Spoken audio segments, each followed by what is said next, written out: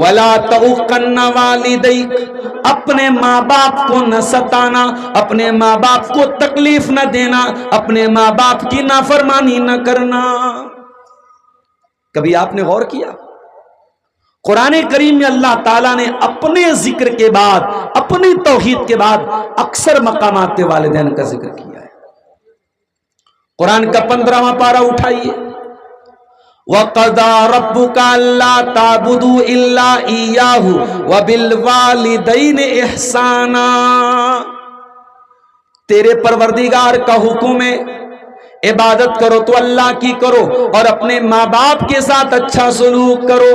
اما یبلغن عندک الکبر احدہما او کلاہما فلا تقل لہما اف ولا تنہرہما وقل لہما قولا کریما، تمہارے ماں باپ میں سے کوئی ایک تم کو بڑھاپے میں مل جائے، ماں مر گئی باپ مل گیا، باپ مر گیا ماں مل گئی، کوئی ایک تم کو مل جائے تو زیادہ خیال رکھنا، دونوں مل جائیں تب بھی خیال رکھنا، ان کو اف بھی نہ کہنا، ان سے ڈانٹ کر کے بات نہ کرنا، ان سے ادب سے بات کرنا، تمیز سے بات کرنا۔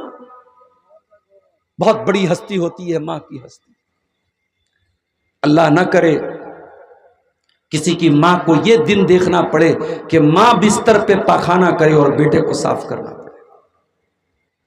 اگر کبھی وہ دن آ بھی جائے اور بیٹا بہت فرما بردار ہے، بیٹا ماں سے بہت محبت کرتا ہے، بیٹا اپنی ماں کی گندگی صاف کر رہا ہے، دنیا کہتی ہے بڑا اچھا بیٹا ہے، بڑا نیک بیٹا ہے، ماں بستر پہ لیٹرین کر رہی ہے بیٹا صاف کر رہا ہے، باپ بستر پہ لیٹرین کر رہا ہے بیٹا صاف کر رہا ہے۔ لیکن کبھی غور کرنا میرے پیارے ساتھی، وہ بوڑھی ماں اور بوڑھا باپ جب بستر پہ گندگی کرتے ہیں، بیٹا بیٹی اگر صاف بھی کرتے ہیں تو چہرے پر رومال رکھ کے صاف کرتے ہیں، چہرہ بناتے ہیں، چہرہ بگاڑ لیتے ہیں، بڑی کراہیت کے ساتھ، بڑی ناپسندیدگی کے ساتھ یہ کام کرتے ہیں۔ او لوگوں، تم اپنی ماں کے ساتھ یہ کام اگر کر بھی دو گے تو تم وہ مسکراہٹ کہاں سے لاؤ گے جو تمہاری ماں کے لبوں کے اوپر تھی؟ جب تم چھوٹے تھے تم بار بار گندگی کر دیا کرتے تھے، تمہاری ماں ایک بار بھی تم پر غصہ نہیں کرتی تھی، تمہیں لاڈ کرتی تھی، تمہیں پیار کرتی تھی، مسکرایا کرتی تھی، تمہیں چمکار چمکار کے تمہاری گندگی کو صاف کیا کرتی تھی۔ او لوگوں، آج ماں بوڑھی ہو گئی، آج باپ بوڑھا ہو گیا، آج اگر ان کی گندگی تم صاف کر بھی دو گے، وہ خوشی کہاں سے لاؤ گے، وہ مسکراہٹ کہاں سے لاؤ گے جو ماں کے لبوں کے اوپر تھی؟ نہیں اتار سکتے تم ان کے احسانات کا بدلہ، نہیں اتار سکتے میرے ساتھی۔ یمن کا ایک دیہاتی تھا، خانہ کعبہ کا طواف کر رہا تھا، اپنی بوڑھی ماں کو کندھے پہ بٹھا کے طواف کر رہا تھا، طواف کرتے کرتے کہہ رہا تھا انی لہا بعیرها المذلل، او لوگو آج تو میں اپنی ماں کی سواری بن گیا، آج اپنی ماں کو اپنے کندھے پہ بٹھا کے میں نے خانہ کعبہ کا طواف کرا دیا، میں نے عمرہ کرا دیا، میں نے حج کرا دیا۔ عبداللہ بن عمر بھی وہیں پہ طواف کر رہے تھے، اس نے کہا عبداللہ بن عمر آج ایسا لگتا ہے میں نے ماں کے دودھ کا قرضہ اتار دیا، میں نے ماں کا حق ادا کر دیا، میں نے ماں کے احسانات کا بدلہ چکا دیا۔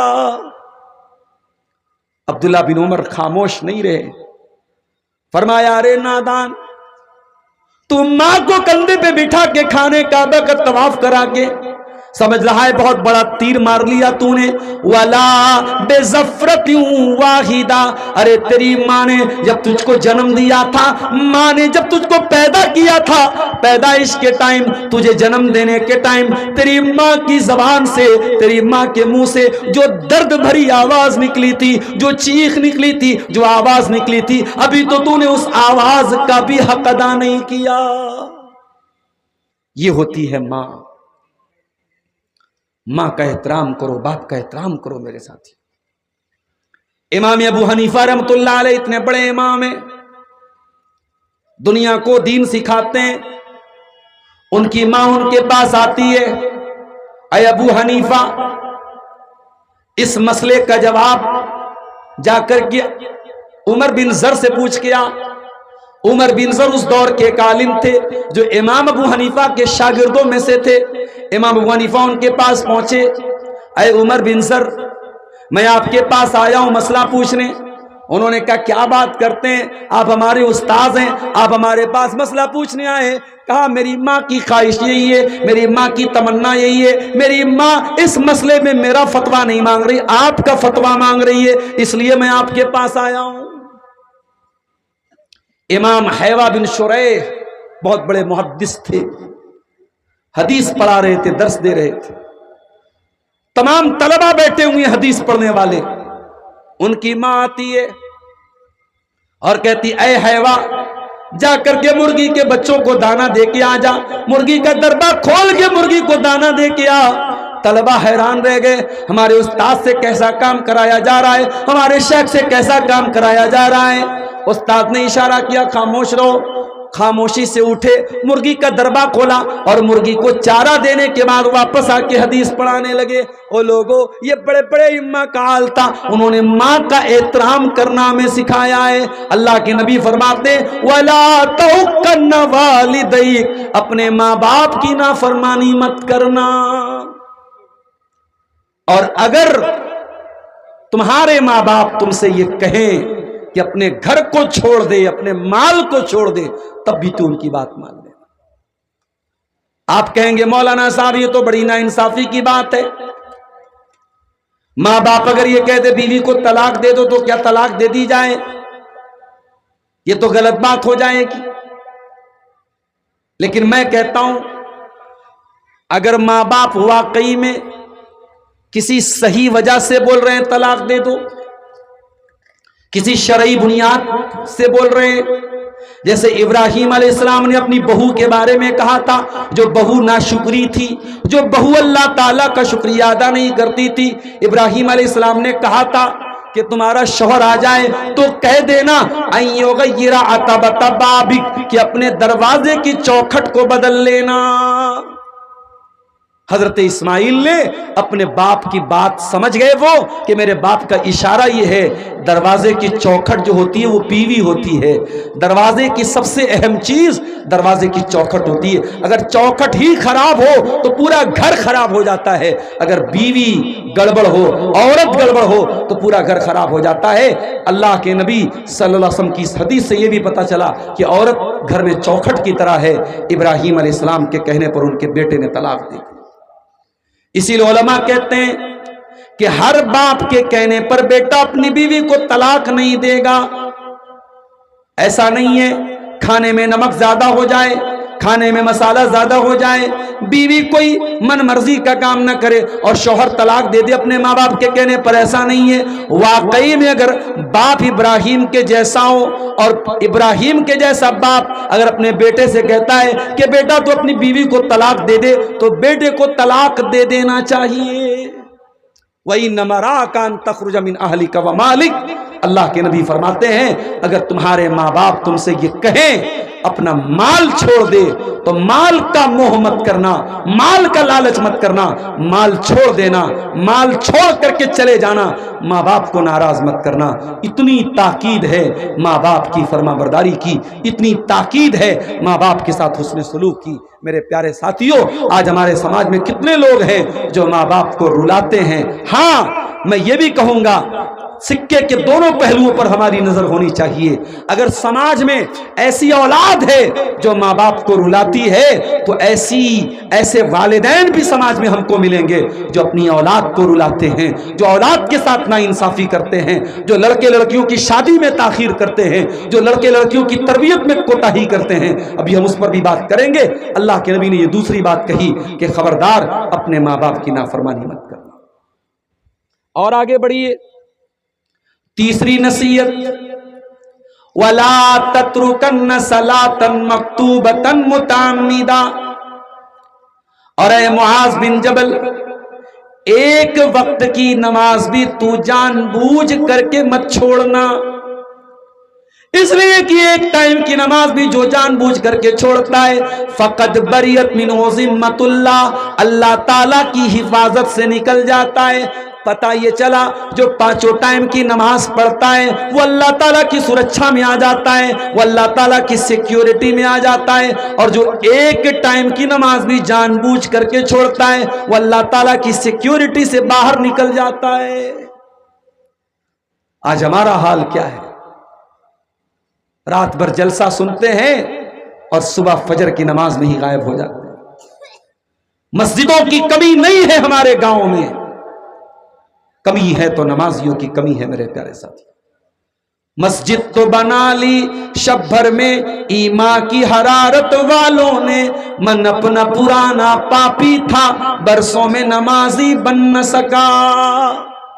اور یہ بھی یاد رکھو، جس سماج میں نماز کے معاملے میں لاپرواہی ہوگی وہاں نشہ بھی پایا جائے گا، وہاں زنا بھی پایا جائے گا، وہاں شراب بھی پائی جائے گی، وہاں حرام کاری بھی پائی جائے گی۔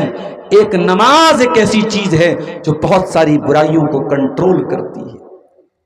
اسی لیے اللہ قرآن میں کہتا ہے اقیم الصلاۃ، نماز قائم کرو، ان الصلاۃ تنہا عن الفحشاء والمنکر، یہ نماز تم کو بے حیائی سے روکتی ہے، یہ نماز تم کو برائی سے روکتی ہے۔ قرآن کا 16واں پارہ اٹھاؤ، سورہ مریم میں اللہ فرماتا ہے فخلف من بعدہم خلف اضاعوا الصلاۃ، نبیوں کے جانے کے بعد ایسے نالائق لوگ آئے جنہوں نے نمازوں کو برباد کیا، واتبعوا الشہوات، اور جنہوں نے خواہشات کی اندھی پیروی کی، فسوف یلقون غیا، ایسے لوگ جہنم میں ڈالے جائیں گے۔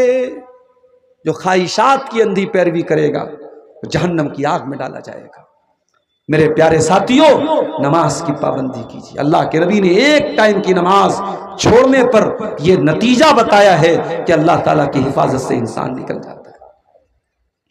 اور آگے بڑھیے، چوتھی نصیحت، وَلَا تَشْرَبَنَّ خَمْرًا، اور خبردار شراب مت پینا، فَإِنَّهُ رَأْسُ كُلِّ فَاحِشَةٍ، یہ شراب ہر گندگی کی جڑ ہے۔ شراب پی لیا انسان نے، نشے میں ہے، اب وہ کس کو ٹچ کر دے گا، کیا بول دے گا، کون سی گالی بک دے گا، کس کا مرڈر کر دے گا۔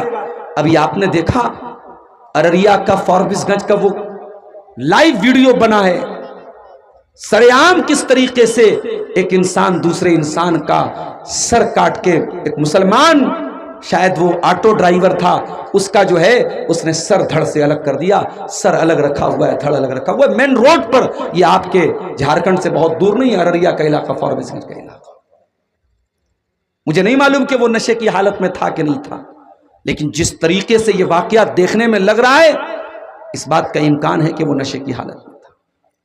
ریپ کے زیادہ تر کیسز نشے کی حالت میں ہوتے ہیں۔ نشے کے بعد انسان کے اوپر شیطان سوار ہوتا ہے میرے ساتھی۔ آج جھارکھنڈ کی سرزمین پر آپ جس علاقے میں رہتے ہیں، میں جانتا ہوں کہ آپ کے آس پاس آدیواسی لوگ بھی رہتے ہیں۔ ابھی ہم لوگ ایک مرتبہ سڑک پہ چل رہے تھے، آدیواسیوں کی کوئی شادی تھی، ہمارے اسی جھارکھنڈ کے علاقے کے ایک بھائی ہمارے ساتھ بیٹھے تھے، انہوں نے کہا مولانا ان کی عورتیں بھی شراب پیتی، مرد اور عورت سب نشے میں دھت تھے اور ناچ رہے تھے، بیچ روڈ پہ ناچ رہے ہیں۔ اب ان کو زیادہ ہم چھیڑ بھی نہیں سکتے، ہم کو جانا بھی ہے، وہ ہماری بھاشا بھی نہیں سمجھتے، بڑا کبھی کبھی مسئلہ پیدا ہو جاتا ہے۔ اس علاقے میں جہاں شراب کا اتنا چلن ہے، میرے نوجوانوں آپ کی ذمہ داری اور بڑھ جاتی ہے۔ جب گناہ آسان ہو جائے، جب گناہ آسانی سے مل رہا ہو، اس ماحول میں گناہ سے اپنے دامن کو بچانا یہ مشکل ہوتا ہے میرے پیارے ساتھی۔ آپ نیپال کی سرزمین پہ چلے جائیں، وہاں بھی شراب بہت عام ہے۔ چائے کے ہوٹل میں آپ چائے پینے چلے جائیں، وہاں بھی شراب بک رہی ہے۔ کسی ہوٹل میں کھانا، یہاں تک کہ مسلم ہوٹل میں گیا کھانا کھانے، جس کا مالک مسلم تھا، وہاں بھی دیکھا میں نے شراب رکھا ہوا ہے۔ اللہ رحم کرے، اللہ معاف کرے۔ اس قدر آسان ہے اور اس قدر عام ہے وہاں پہ شراب۔ میرے پیارے ساتھیوں، شراب اسلام کی نظر میں صرف حرام نہیں ہے، شراب ہر برائی کی جڑ ہے۔ اور اسی لیے اللہ کے نبی فرماتے ہیں جو شراب پیتا ہے، جو نشہ کرتا ہے، اللہ تعالیٰ ان یسقیہ اللہ من طینۃ الخبال، اللہ تعالیٰ شرابی آدمی کو، نشہ کرنے والے انسان کو اللہ تعالیٰ جہنمیوں کا پیپ اور مواد پلائے گا۔ تو نے دنیا کی وہ گندی چیز پی تھی، اب آخرت میں بھی تو گندی چیز پیے گا۔ ہاں دنیا میں اگر تو شراب سے بچتا، اس شراب سے دور رہتا، تو اللہ تعالیٰ تجھ کو جنت کی شراب پلاتا۔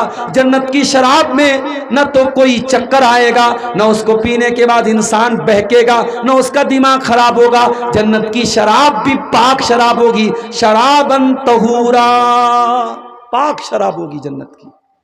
جو دنیا میں شراب پیے گا اس کے لیے جنت کی شراب حرام ہے میرے پیارے ساتھیوں۔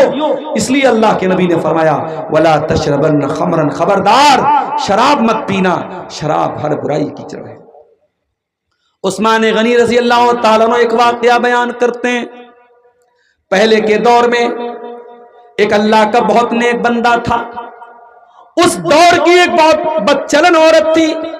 اس بدچلن عورت نے اس اللہ کے نیک بندے کو اپنے جال میں پھنسانے کے لیے پلان رچا، اور ایک کمرے میں جہاں شراب کا پیالہ بھی رکھا تھا اور ایک چاقو رکھا تھا اور ایک چھوٹا بچہ تھا، اور وہاں پر دھوکے سے اس نے ایک انسان کو بلانے کے بعد اس فاحشہ عورت نے، اس بدچلن عورت نے کہا اب تو یہاں تم آ چکے ہو، اب یہاں سے بھاگنے کا تمہارے پاس کوئی راستہ نہیں ہے، 7 دروازوں کے اندر تمہیں رکھا گیا ہے، اب یہاں پہ تمہارے سامنے 3 چوائس ہے، یہ شراب کا پیالہ ہے، یہ شراب کی بوتل ہے، یا تو تم ایک پیالہ شراب پی لو، یا دوسرا راستہ یہ کہ تم میرے ساتھ ریپ کرو، میرے ساتھ تم زنا کرو، اور تیسرا راستہ یہ ہے یہ چاقو اٹھا کر کے اس بچے کو قتل کر دو۔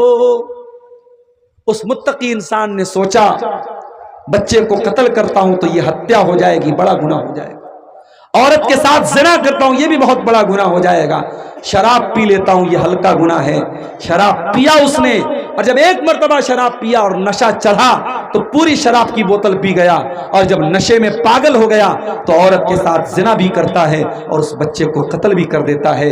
حضرت عثمان غنی یہ واقعہ بیان کرنے کے بعد کہتے ہیں او لوگو شراب سے بچو، شراب ام الخبائث ہے، تمام برائیوں کی جڑ ہے، تمام برائیوں کی ماں ہے۔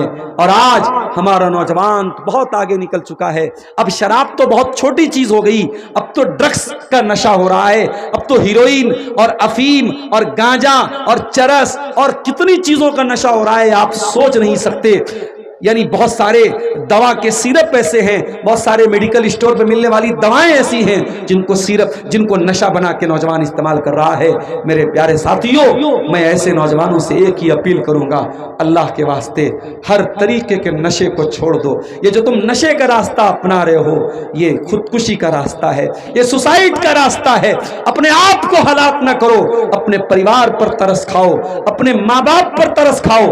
تمہاری ماں نے بڑی محنتوں سے تمہیں پالا ہے، تمہارے باپ نے بڑے سپنے دیکھے ہیں تمہیں لے کر کے، تم نشہ کر کے اپنے ماں باپ کے سپنوں کو مت توڑو۔ اللہ کے واسطے شراب سے، نشے سے، گٹکھے سے، سگریٹ سے، ہر قسم کے ڈرگ سے میرے نوجوان ساتھیوں اپنے آپ کو دور رکھو۔ اللہ کے نبی چوتھی نصیحت کر رہے ہیں شراب مت پیو، کیونکہ شراب یہ تمام برائیوں کی جڑ ہے۔ 5ویں نصیحت وَإِيَّاكَ وَالْمَعْصِيَةَ، اور اے معاذ بن جبل تم اللہ تعالیٰ کی نافرمانی مت کرنا، گناہ مت کرنا۔ فَإِنَّ بِالْمَعْصِيَةِ حَلَّ سَخَطُ اللَّهِ، اس لیے کہ گناہ کرنے سے اللہ تعالیٰ ناراض ہوتا ہے۔ جب آپ کوئی گناہ کا کام کریں گے آپ کے بچے پر بھی اثر پڑے گا، بیوی پر بھی اثر پڑے گا، گھر کے ماحول پر بھی اثر پڑے گا، روزی روٹی پر اثر پڑے گا۔ او لوگوں ہم نے بہت ساری مثالیں دیکھی ہیں سماج میں، شوہر شادی شدہ ہے، بیوی کو کے رہتے ہوئے غیر عورتوں کے ساتھ اس کا ریلیشن ہے، اویدھ سمبند ہے، ناجائز تعلق ہے، اس کا نقصان یہ ہوتا ہے اس کا اچھا خاصا بھرا پورا پریوار برباد ہو جاتا ہے، اس کے گھر کی خوشی برباد ہو جاتی ہے، اس کی بیوی اس سے متنفر ہو جاتی ہے، اس کے بچے اس سے دور ہو جاتے ہیں، اور پاپ کا گھڑا ایک دن ضرور پھوٹ جاتا ہے۔ میرے پیارے ساتھیوں یاد رکھو برائی کبھی چھپنے والی نہیں ہے، پاپ کبھی چھپنے والا نہیں ہے، ایک نہ ایک دن سامنے آ جائے گا۔ جب شیطان آپ کے دل میں کسی گناہ کا خیال ڈالے، کسی غلط کام کا خیال ڈالے، تو اللہ کے نبی کی یہ حدیث یاد کر لینا، وَإِيَّاكَ وَالْمَعْصِيَةَ، اے معاذ بن جبل تو گناہوں سے بچنا، اس لیے کہ گناہ کرنے سے اللہ تعالی ناراض ہوتا ہے، اللہ کی ناراضگی اترتی ہے۔ بعض سلف کہتے ہیں کہ میں جب کوئی غلط کام کرتا ہوں، کوئی گناہ کا کام مجھ سے ہو جاتا ہے، تو میں اپنی بیوی کے اخلاق پر بھی اس کا اثر محسوس کرتا ہوں، اپنی سواری پر بھی اس کا اثر محسوس کرتا ہوں۔ میرے پیارے ساتھیوں، گناہ بڑی منحوس چیز ہے، اور گناہ آخرت میں جو سزا ہوگی دنیا میں بھی گناہ کا کہیں نہ کہیں بیڈ ایفیکٹ اور برا اثر ہمارے اوپر پڑتا ہے۔ آپ یاد کیجئے، جب ہمارے باپ آدم سے اور ہماری ماں حوا سے جب خطا ہوئی تھی، جیسے ہی ان سے خطا ہوئی تھی، سب سے پہلا ریئیکشن کیا ہوا تھا؟ بدت لہما سوآتہما، دونوں کے بدن سے کپڑے اتر گئے اور دونوں ننگے ہو گئے۔ پتہ یہ چلا کہ گناہ انسان کو دنیا میں بھی نقصان پہنچاتا ہے۔ اللہ کے نبی فرماتے ہیں بندہ اپنی روزی روٹی سے محروم ہو جاتا ہے اپنے گناہ کی وجہ سے، اس لیے گناہوں سے اپنے دامن کو بچا کے چلیے میرے ساتھی۔ چھٹی چیز، اللہ کے نبی فرماتے ہیں جب تم میدان جنگ کے اندر ہو اور لوگ ہلاک ہو رہے ہیں، وَإِيَّاكَ وَالْفِرَارَ مِنَ الذَّابِ، میدان جنگ چھوڑ کے مت بھاگنا، بزدل مت بن جانا۔ او مسلمانوں، اسلام بزدلوں کا دین نہیں ہے، اسلام بہادروں کا دین ہے، اسلام ہمت والوں کا دین ہے۔ مشکل سے مشکل حالات آ جائیں، پیٹ پھیر کر کے بھاگنے کی کوشش نہ کرنا۔ میں جانتا ہوں ملک کے حالات کیسے چل رہے ہیں، بڑی تیزی سے یہ خبریں بھی آج کل آ رہی ہیں، مسلمان لڑکیاں مرتد ہو رہی ہیں، مسلمان لڑکے مرتد ہو رہے ہیں۔ یہ واقعات کیوں ہو رہے ہیں؟ کیونکہ ہم نے اپنی بچیوں کو بتایا ہی نہیں کہ ایمان کو بچانا کتنا اہم کام ہے۔ ہم نے کبھی سمیہ کی سیرت اپنی بچیوں کو نہیں بتائی، ہم نے کبھی خدیجہ کی زندگی بچیوں کو نہیں بتائی، ہم نے کبھی اماں عائشہ کی زندگی کے بارے میں نہیں بتایا۔ او لوگوں، اسلام کا ماننے والا، اسلام کا سچا ماننے والا کبھی مرتد نہیں ہوتا ہے۔ جو مرتد ہو جائے، جو اسلام کو چھوڑ دے، اس کا مطلب کہ اس نے اسلام کو سمجھا ہی نہیں ہے۔ اسلام تو وہ دین ہے، اکبر الہ آبادی نے کہا تھا اسلام کی فطرت میں قدرت نے لچک دی ہے، اتنا ہی یہ ابھرے گا جتنا کہ دباؤ گے۔ آج کتنا پروپیگنڈا ہو رہا ہے میڈیا میں اسلام کے خلاف، لیکن اس سے اسلام ختم نہیں ہو جائے گا میرے پیارے ساتھیوں۔ پھوکوں سے یہ چراغ بجھایا نہ جائے گا۔ یہ دین اللہ کا ہے، یہ اللہ کا نور ہے، اور اللہ اپنے نور کی حفاظت کرے گا۔ میرے پیارے ساتھیوں، اللہ کے نبی کہہ رہے ہیں جنگ کے میدان سے پیٹ پھیر کر کے مت بھاگنا۔ ساتویں چیز، وَإِذَا أَصَابَ النَّاسَ مُوتَانٌ وَأَنْتَ فِيهِمْ فَاصْبُرْ، اور اے معاذ بن جبل، جب لوگوں کے اوپر کوئی وائرس آ جائے، کوئی وبا آ جائے، کوئی بیماری آ جائے، تو تم اس وقت اگر لوگوں کے بیچ میں ہو تو وہیں پر ثابت قدم رہنا، وہاں سے مت بھاگنا۔ پتہ یہ چلا اسلام انفیکشن پھیلانے سے منع کرتا ہے۔ جس بیماری سے انفیکشن پھیلنے کا ڈر ہو، اس بیماری کو ہمیں دوسروں تک پہنچانے کی ہر کوشش سے اپنے آپ کو بچانا ہے۔ جیسے کسی کو ٹی بی کی بیماری ہو جائے تو ڈاکٹر بولتے ہیں ٹی بی کے مریض کا تولیہ الگ ہونا چاہیے، اس کا کپڑا الگ ہونا چاہیے، کیونکہ ٹی بی کی بیماری بہت تیزی سے پھیلتی ہے۔ تو جو بیماریاں انفیکشن ہے جن کے اندر، اگر اس میں سے کوئی بیماری آپ کو ہو گئی ہے، اللہ کے نبی میڈیکل کا ایک اصول بتا رہے ہیں کہ انفیکشن والی بیماری اگر آپ کو ہو جائے تو اس بیماری میں آپ جہاں پر ہیں وہیں پر رہیے، دوسروں کو اپنا وائرس مت پھیلائیے۔ جو لوگ سگریٹ پیتے ہیں، بیڑی پیتے ہیں، ڈاکٹروں کا کہنا ہے کہ بیڑی پینے والا، سگریٹ پینے والا جتنا اپنے آپ کو نقصان پہنچاتا ہے، اس سے زیادہ اپنے آس پاس کے لوگوں کو نقصان پہنچاتا ہے۔ تو اس حدیث میں بیڑی پینے والے بھی آگئے، سگریٹ پینے والے بھی آگئے کہ اللہ کے واسطے کوئی ایسا کام مت کرو جس سے دوسروں کو تکلیف پہنچے۔ اللہ کے نبی نے فرمایا جب تم اس حالت میں ہو کہ کوئی وبا پھیلی ہوئی ہے، کوئی انفیکشن پھیلا ہوا ہے، تو تم وہیں پر رہو، اس جگہ کو چھوڑ کر کے مت جاؤ۔ آٹھویں چیز، وَأَنْفِقْ عَلَىٰ إِيَالِكَ مِنْ طَوْلِكَ، اور اے معاذ بن جبل، تو لوگ تو اپنے گھر والوں کے اوپر اپنی استطاعت کے مطابق خرچ کیا کر۔ اسلام اگر فضول خرچی سے منع کرتا ہے تو اسلام کنجوسی سے بھی منع کرتا ہے۔ آپ کو اللہ تعالیٰ نے اگر نوازا ہے، اپنی بیوی کو اچھا کپڑا بھی پہناؤ، اپنی بیوی کو اچھا کھانا بھی کھلاؤ، اپنے بچوں کو اچھا کھانا بھی کھلاؤ۔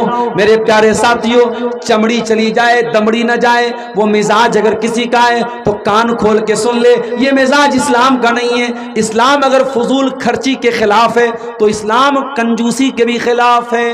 اللہ کے نبی تو یہاں تک فرماتے ہیں کہ اگر آپ اپنی بیوی کو کھانا کھلاتے ہیں اس پر بھی آپ کو ثواب ملے گا۔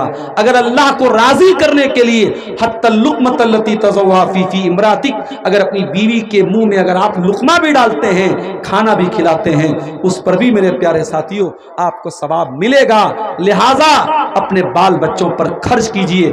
آج بہت ساری عورتوں کو شکایت ہوتی ہے، ہمارا شوہر ہمارے کپڑے کا خیال نہیں کرتا، ہمیں اچھا کھلاتا نہیں ہے، ہمارے شوہر کی آمدنی اچھی ہے، اس کی انکم اچھی ہے، مگر ہمارے پاس ایسے میسیجز بھی کبھی کبھی آتے ہیں عورتوں کی طرف سے بھی اور بعض نوجوانوں کی طرف سے بھی، ہمارے ماں باپ ہماری ضرورتوں کا خیال نہیں کرتے، ہمارے باپ کی اچھی آمدنی ہے، اپنے بیٹوں کا خیال نہیں کرتا ہے۔ میرے پیارے ساتھیوں، اللہ کے نبی نے ہمیں حکم دیا ہے وَأَنْفِقْ عَلَىٰ عِيَالِكَ مِنْ طَوْلِكَ، اپنی طاقت کے مطابق، اپنی استطاعت کے مطابق اپنے بال بچوں کے اوپر آپ خرچ کیجئے۔ یہ اللہ کے نبی کی 8ویں نصیحت ہے۔ اور 9ویں نصیحت کیا ہے؟ وَلَا تَرْفَعْ عَصَاكَ عَنْهُمْ عَدَبًا، اپنے بال بچوں کو سکھانے کے لیے، تعلیم دینے کے لیے اگر چھڑی کا استعمال کرنا پڑے تو چھڑی کا بھی استعمال کرو۔ جب تمہارا بچہ چھوٹا تھا، کوئی غلط کام کیا اس نے، تم نے لاڈ و پیار کر کے اس بچے کا حوصلہ بڑھا دیا، کل وہی بچہ جب بڑا ہونے کے بعد وہی کام کرنے لگا۔ چھوٹا تھا، اسکول میں پڑھتا تھا، چھوٹی چھوٹی بچیوں کو پریشان کرتا تھا، تمہارے سامنے کمپلینٹ آئی، تم نے اپنے بچے کی سائیڈ لے لی، تم نے بچے کو ایک بار بھی نہ ڈانٹا نہ مارا کہ تو لڑکیوں کو بچیوں کو کیوں چھیڑ رہا ہے۔ تم نے چھوٹے بچے کو اگر بچپن میں سکھایا ہوتا کہ دوسروں کی بچیوں کو اور دوسروں کی بیٹیوں کو ستایا نہ کر، تو جوان ہونے کے بعد یہ ایان جیسے لڑکوں کی مثال ہمارے سامنے نہ آتی۔ میرے پیارے ساتھیوں، آپ اپنے بچوں کو بچپن سے حیا کا سبق سکھائیے۔ معاف کرنا، آج ہمارے بچے یوٹیوب کے ذریعے جوان ہو رہے ہیں، موبائل کے ذریعے جوان ہو رہے ہیں۔ ہمارے بچے ماں باپ سے زیادہ تو یوٹیوب کی بات مانتے ہیں، ماں باپ سے زیادہ تو موبائل کی بات مانتے ہیں۔ حالات تو یہاں تک پہنچ گئے ہیں، بچہ بغیر موبائل کے کھانا نہیں کھاتا ہے، جب تک ویڈیو نہ دکھایا جائے بچہ کھانا نہیں کھاتا ہے۔ بچہ اسکول جانے کے پہلے جب تک موبائل نہ دکھایا جائے وہ اسکول جانے کے لیے تیار نہیں ہوتا ہے۔ او لوگوں، اتنا زیادہ موبائل کو اپنے بچوں کی مجبوری نہ بناؤ، ورنہ کل جوان ہونے کے بعد یہی بچہ جب 24 گھنٹہ موبائل سے چپکا رہے گا تو کیا کیا کانڈ کرے گا آپ سوچ بھی نہیں سکتے۔ وَلَا تَرْفَعْ عَصَاكَ عَنْهُمْ عَدَبًا، اپنے بچوں کو اور اپنے گھر والوں کو اگر ان کو مارنے کے لیے تمہیں چھڑی کا استعمال کرنا پڑے تو اس سے بھی تم پیچھے مت رہنا۔ اسی لیے اللہ کے نبی فرماتے ہیں جب تمہارے بچے 7 سال کے ہو جائیں تم ان کو نماز کا حکم دو، اور جب تمہارے بچے 10 سال کے ہو جائیں اور نماز نہ پڑھے تو ان کی پٹائی کرو۔ اگر آپ نے 10 سال کے بچے کو ایک ٹائم کی نماز چھوڑنے پر اگر چھڑی سے مارا ہوتا تو آج 18-20 سال کا آپ کا لڑکا بے نمازی نہ ہوتا۔ او لوگوں، ہمارا مسئلہ تو یہ ہے، ہم تو خود بے نمازی، ماں تو خود بے نمازی، باپ خود بے نمازی، تو بچے کو کس منہ سے نمازی بنائیں گے ہم؟ چھڑی کا استعمال کرنے کی تعلیم دی اللہ کے نبی نے۔ پتہ یہ چلا اتنا آسان کام نہیں ہے ماں باپ بننا، بچوں کی تربیت کرنا اتنا آسان کام نہیں ہے۔ میری پیاری ماں بہنوں، یہ جوان لڑکیاں جو آج بے پردگی کر رہی ہیں، بے حیائی کر رہی ہیں، ایسا تو نہیں ہے کہ جب وہ گھر سے کپڑا پہن کر کے نکلی تھی ان کی ماں کے اوپر، ان کی ماں کی آنکھ پر پٹی بندھی ہوئی تھی، ماں بھی دیکھ رہی تھی میری بیٹی کس حالت میں گھر سے نکل رہی ہے، باپ بھی دیکھ رہا تھا میری بچی کس حالت میں گھر سے نکل رہی ہے۔ بیٹی جوان ہو چکی ہے، بیٹی 15-16 سال کی لڑکی ہو چکی ہے، جوان لڑکی بے پردہ سج سور کر کے لپسٹک لگا کر کے میک اپ کر کے نکل رہی ہے۔ اگر ماں باپ کو کوئی اعتراض نہیں ہے اور ماں باپ نے نکلنے کی اجازت دی ہے، اس کا مطلب یہ ہوا کہ ماں باپ خود اپنی بچی کو بے حیا بنا رہے ہیں۔ اپنے بچوں پر، اپنے پریوار پر اللہ تعالیٰ نے جتنا نوازا ہے اس حساب سے اپنے بال بچوں پر بھی خرچ کرنا۔ نوی نصیحت، وَلَا تَرْفَعْ سَاكَ عَنْهُمْ أَدَبًا، اور اے معاذ بن جبل اپنے پریوار کو، اپنے بال بچوں کو اگر دین سکھانے کے لیے، ان کی تربیت کرنے کے لیے اگر چھڑی کا استعمال بھی کرنا پڑے، اگر مارنا پڑے، اگر پیٹنا پڑے، تو اس سے بھی تم پیچھے مت رہنا۔ اور آخری نصیحت 10ویں، وَأَخِفْهُمْ فِي اللَّهِ، اور اے معاذ بن جبل اپنے گھر والوں کے دل میں اللہ تعالی کا ڈر پیدا کر دینا۔ یہ ہے اس حدیث کا ایک مختصر سا ٹرانسلیشن کہہ لیجئے، انواد کہہ لیجئے، ترجمہ کہہ لیجئے، جو میں نے حدیث پڑھی تھی آپ کے سامنے، اس حدیث کا یہ ترجمہ ہے۔ اس حدیث میں اللہ کے نبی نے 10 باتوں کا حکم دیا ہے، اور اگر ہم بہت لمبی تقریر نہ سن کر کے، رات بھر جلسے نہ سن کر کے، صرف اس ایک حدیث پر عمل کر لیں اور ان 10 باتوں پر عمل کر لیں، انشاءاللہ بہت سارے مسئلے حل ہو جائیں گے، بہت ساری برائیاں ختم ہو جائیں گی۔ حدیث کے راوی کون ہیں؟ معاذ بن جبل رضی اللہ تعالی۔ یہ وہ صحابی ہیں جو 18 سال کی عمر میں اسلام لائے تھے۔ 18 سال کی عمر میں ہمارا نوجوان موبائل پر بیٹھ کر کے ویڈیو گیم کھیلتا رہتا ہے، 18 سال کا نوجوان لڑکیوں سے چیٹنگ کرتا رہتا ہے، 18 سال کا نوجوان نشہ کر رہا ہے، 18 سال کا نوجوان آوارہ گردی کر رہا ہے۔ 18 سال کی عمر میں معاذ بن جبل رضی اللہ تعالیٰ عنہ اسلام قبول کرتے ہیں، اور 2 سال کے بعد اسلام کی پہلی لڑائی ہوتی ہے، جس کو ہم جنگ بدر کہتے ہیں۔ اس جنگ بدر میں اللہ کے پیارے نبی کے ساتھ جو 313 صحابہ کرام تھے، ان 313 میں 20 سال کا ایک نوجوان بھی تھا جس کا نام معاذ بن جبل تھا۔ بہت کم عمر میں ایمان لائے، اور 38 سال کی عمر میں ان کا انتقال ہو گیا۔ اتنی کم عمر انہوں نے پائی تھی، جوانی میں ایمان لائے، بڑھاپے کے پہلے انتقال ہو گیا، لیکن اتنا بڑا مقام و مرتبہ ہے معاذ بن جبل کا۔ اللہ کے پیارے نبی فرماتے ہیں میری امت کے اندر حلال و حرام کی سب سے زیادہ جانکاری اگر کوئی رکھتا ہے تو معاذ بن جبل رکھتے ہیں۔ آپ نے فرمایا قرآن سیکھنا ہے تو 4 لوگوں سے سیکھو، ان 4 لوگوں میں ایک نام معاذ بن جبل کا بھی ہے۔ قرآن سیکھنا ہے، قرآن پڑھنا ہے تو معاذ بن جبل سے قرآن پڑھ لو۔ ایک مرتبہ اللہ کے نبی معاذ بن جبل کو یمن بھیج رہے تھے، یمن کا گورنر بنا کر کے بھیج رہے تھے، اور اللہ کے پیارے نبی پیدل چل رہے تھے اور معاذ بن جبل اونٹنی کے اوپر سوار تھے۔ اللہ کے پیارے نبی ان کو سمجھا رہے تھے، نصیحتیں کر رہے تھے، بتا رہے تھے کہ ان کو یمن میں جا کے کیا کیا کرنا ہے۔ انہی باتوں کے دوران اللہ کے پیارے نبی نے فرمایا اے معاذ بن جبل، ہو سکتا ہے کہ آئندہ سال تم مدینے میں آؤ اور تمہاری ملاقات تمہارے نبی سے نہ ہو پائے۔ اے معاذ بن جبل، ہو سکتا ہے کہ آئندہ سال تم مدینے میں آؤ اور تمہارا گزر تمہارے نبی کی قبر کے پاس سے ہو، تم اپنے نبی کا دیدار نہ کر پاؤ، تم اپنے نبی کو دیکھ نہ پاؤ، ہو سکتا ہے کہ آئندہ سال تم اپنے نبی سے ملاقات نہ کر پاؤ۔ اتنا سننا تھا، معاذ بن جبل زارو قطار رونے لگے۔ اے اللہ کے نبی کیا وہ دن بھی ہم کو دیکھنا پڑے گا جب آپ اس دنیا سے چلے جائیں گے اور آپ کا دیدار ہمیں نصیب نہ ہوگا؟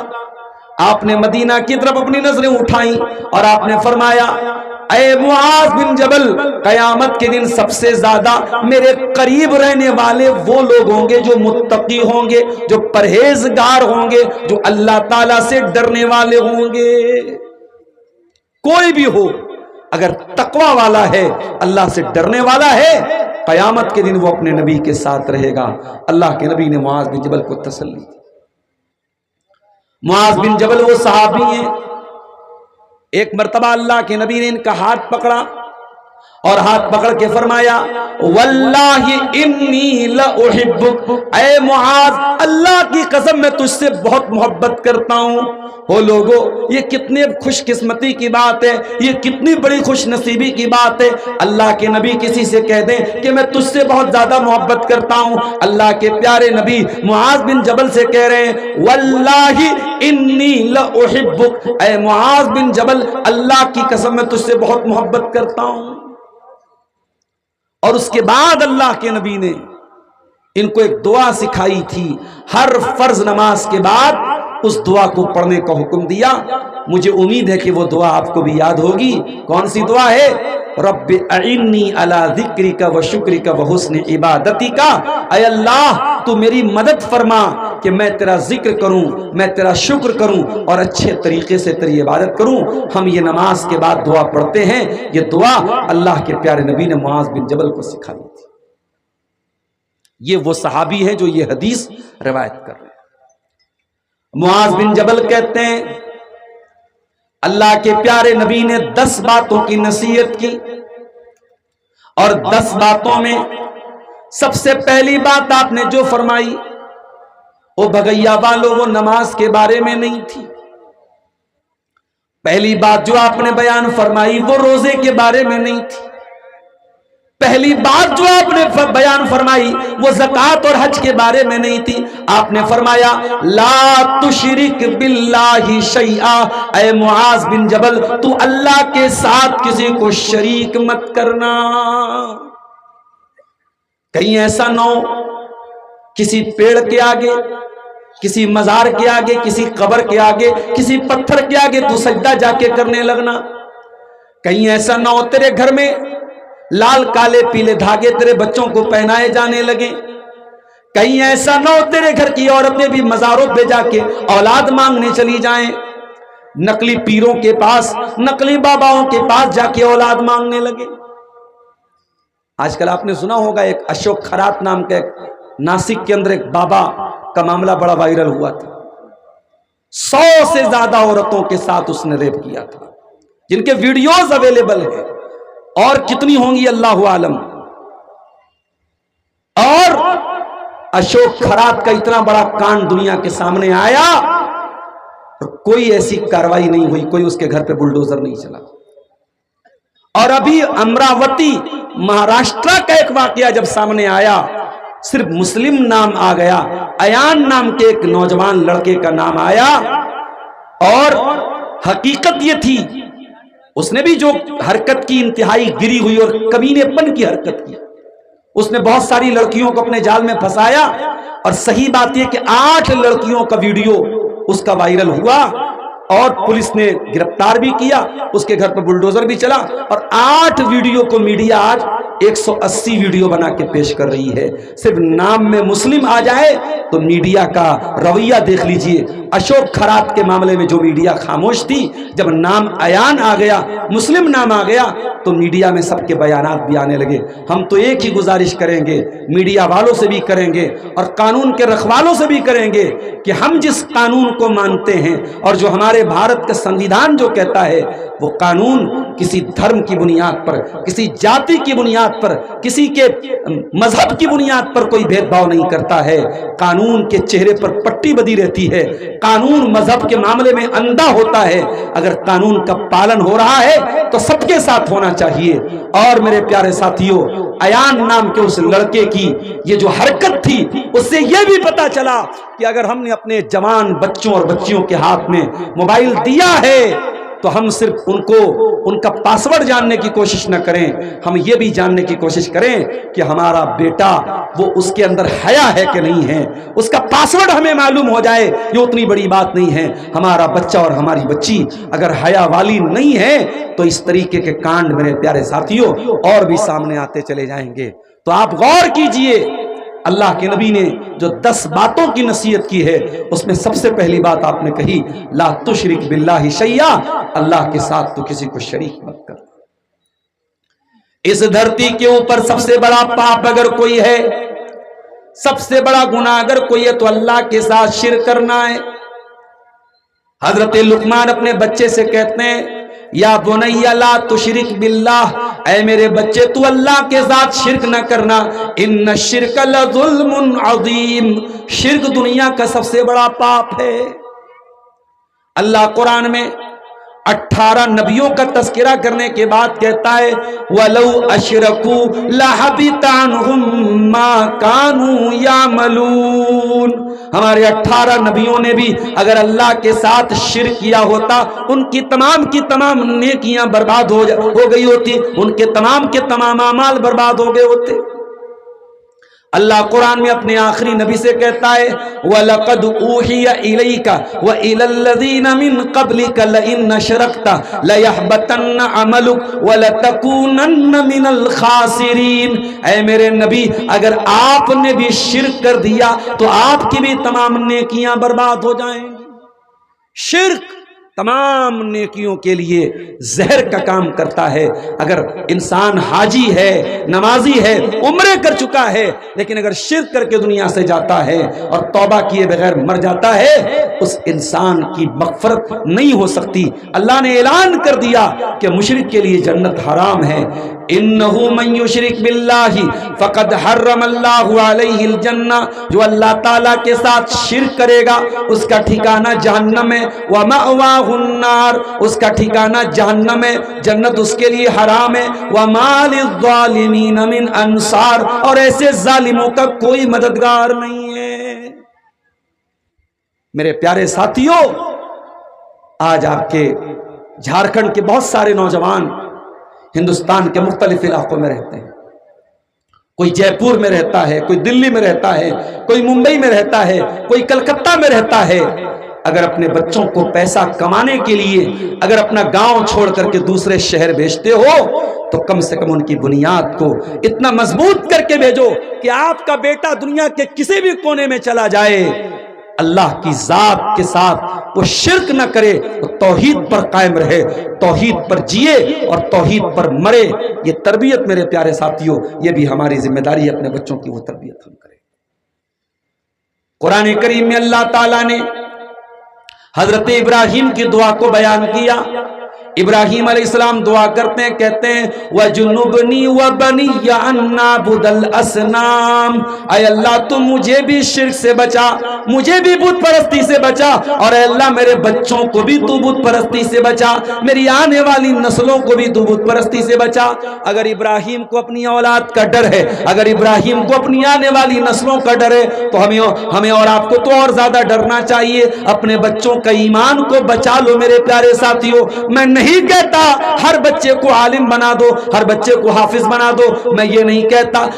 آپ اپنے بچوں کو ڈاکٹر بھی بناؤ، آپ اپنے بچوں کو انجینئر بھی بناؤ، آپ اپنے بچوں کو بزنس مین بھی بناؤ، کچھ بھی بنا دو، لیکن بچے کی بنیاد کو اتنا مضبوط کر دو بچہ دنیا کے کسی بھی کونے میں چلا جائے نبی کی اس نصیحت پر عمل کرے لا تشرک باللہ شیئا، اللہ کے ساتھ کبھی شرک مت کرنا۔ اے اللہ، کوئی اگر جان لینے پر تل جائے،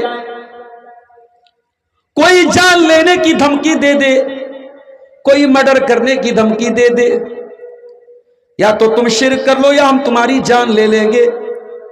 اے اللہ، ایسی سچویشن میں ہم کیا کریں؟ اللہ کے نبی فرماتے ہیں وَإِن قُتِلْتَ وَحُرِّقْتَ، اگرچہ تمہیں قتل کر دیا جائے، اگرچہ تمہیں جلا کر کے خاک کر دیا جائے، جل کر کے خاک ہو جانا، ٹکڑے ٹکڑے ہو جانا، لیکن اللہ کے ساتھ تم کسی کو شریک نہ کرنا، اللہ کی ذات میں تم کسی کو شریک نہ کرنا۔ ذرا خبیب بن عدی کو دیکھو میرے ساتھی، खुबैब बिन अदी कौन है? नबी के साहबी हैं। जुर्म क्या है, अपराध क्या है? एक अल्लाह की तौहीद का कलमा पढ़ते हैं। मक्का के मुशरिकीन ने उनको गिरफ्तार किया, सूली पे चढ़ाने की तैयारी है। सूली पे चढ़ाने के पहले पूछा गया, ऐ खुबैब तेरी कोई आखिरी ख्वाहिश हो तो बता दे। कहा है मक्का वालों, एक आखिरी ख्वाहिश है, 2 रकात नमाज पढ़ने की मोहलत दे दो। कहा ठीक है पढ़ लो तुम। हजरत खुबैब ने 2 रकात हल्की नमाज पढ़ी। सलाम फेरने के बाद फरमाया, ओ मक्का वालों, अगर इस बात का डर ना होता कि कहीं तुम ये ना समझो मैं मौत के डर से नमाज को लंबा कर रहा हूं, तो मैं और लंबी नमाज पढ़ता। मक्का वालों ने कहा है खुबैब, थोड़ी देर के बाद हम तुम्हें सूली पे चढ़ा देंगे, तुम्हारी जान ले लेंगे। ऐ खुबैब, तुम्हें एक आखिरी चांस हम दे रहे हैं, मरने के पहले आखिरी चांस दे रहे हैं। अगर तुम इतना कह दो कि आज मेरी जगह मोहम्मद होते सल्लल्लाहु अलैहि वसल्लम, तो हम तुम्हें छोड़ देंगे। सिर्फ इतना अपनी जबान से निकाल दो कि आज मेरी जगह मोहम्मद रसूलुल्लाह को सूली पे चढ़ा दिया जाए, ऐ खुबैब हम तुम्हारी जान बख्श देंगे, हम तुम्हें माफ कर देंगे।